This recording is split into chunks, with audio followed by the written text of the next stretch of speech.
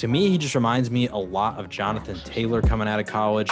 Very similar. Also, Saquon Barkley, not necessarily as much of Saquon Barkley because Saquon was way more of like a physical freak than those guys. But Breece Hall, I mean, his measurements really jump off the charts.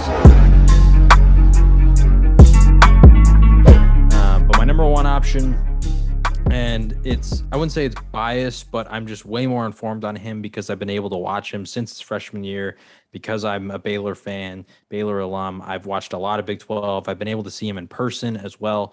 But it's Breece Hall from Iowa State. To me, he just reminds me a lot of Jonathan Taylor coming out of college. Very similar. Also, Saquon Barkley, not necessarily as much of Saquon Barkley because Saquon was way more of like a physical freak than those guys. But Breece Hall, I mean, his measurements really jump off the charts.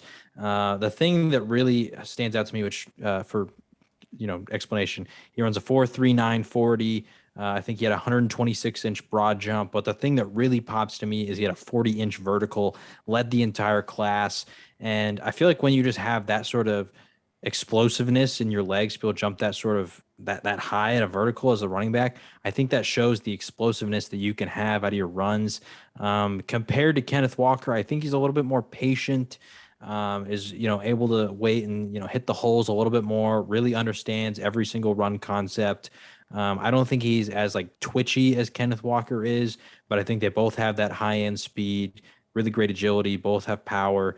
But yeah, like I said, the differentiator between them to me is I think that Breece Hall is just a little bit more explosive in his athleticism, his vertical, his 40 time, all those kind of things. They're similar to Kenneth Walker, but the explosive and the broad jump are just that much better.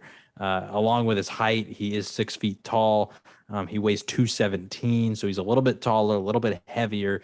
That I think that he's a little bit more built for the NFL, and like I said, reminds me a lot of Jonathan Taylor. So Breece Hall, he is my number one running back. Who do you have? Yeah, kind of like last year, I have Breece Hall as well as my number one running back. You mentioned all your points valid. You mentioned the explosiveness, which does you see a little bit more with him being more explosive than Kenneth Walker on film.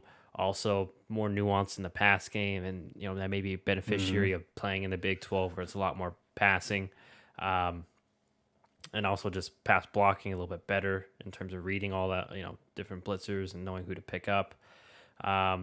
Only other concern I want to throw in there too is he did have a lot of touches as well. And then also want to throw in, I know Baylor may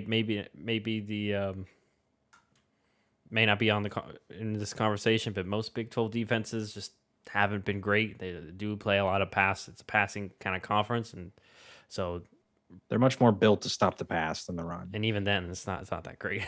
Yeah. Most of those schools. So, but nonetheless, you can only evaluate what you can. You can only play the person in front of you. So we'll see if that can translate. But I believe it can, obviously, since I have him over Kenneth Walker, and so does John. So, yeah, nothing much else to add. John really hit it all there with Breece Hall.